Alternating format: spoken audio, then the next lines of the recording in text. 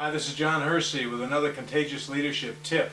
You know, some people in business are still operating under the misguided impression that leadership has something to do with position and title, and nothing could be further from the truth. Contagious leaders understand that, and they understand that what they need to do is create followers. You know, and I don't mean followers in the sense of these lemmings that blindly follow you. I mean people that are excited, that are passionate, that have buy-in, that have ownership. Now, how do you do that?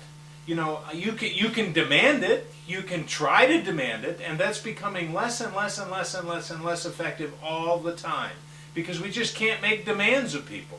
And we can't just assume it has something to do with our title, because people don't operate that way anymore. There are really 5 areas that we need as leaders, we really need to focus on in order to be considered a contagious leader. So those 5 areas are number 1, trust. People will follow those people who they trust. So when you say something, make sure that when you make a commitment, you meet that commitment. Because being our word builds trust, builds endorsement, builds enrollment, builds excitement across the board. That's number 1, trust. Number 2, people will follow people who care, who genuinely care about the organization, who care about the people in it, who care about the customers, not just the results, not just the numbers, but the human side of our business. People will follow people who genuinely care that they're doing the right thing and they're making a difference. Number 3, you'll develop followers if people can talk to you.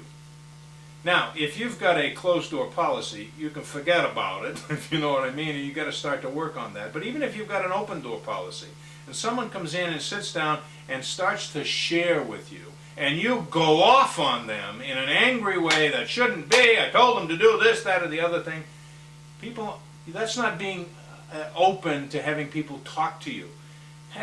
Being open to having people talk to you is listening. Let them talk. Let them get it out, and don't criticize them for doing it. Just let them share, and let them know that you're there to listen to their concerns. If they can talk to you, they will follow you. The third thing is, the fourth thing is, can they admire you? Do they admire you? Not just for your business practices, but do they admire you for the things that you do with your family? Do they admire you for the things you do in your community? Do they admire you for the way you conduct yourself, the positive nature of your behavior, the integrity of your behavior? Do they admire you? And if they admire you, they will follow you. And finally, number 5, do they respect you?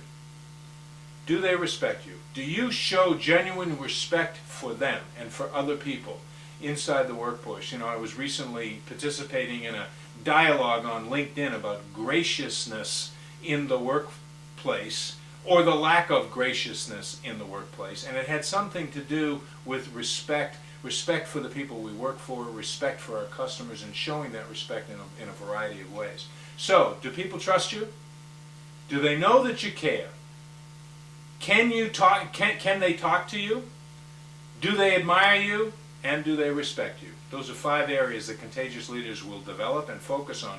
We have a whole chapter called Cultivating Character in our book, Creating Contagious Leadership, and we're going to discuss more of this in the program coming up, the Contagious Leaders Coaching Club, which we're very excited about, so watch out for the news.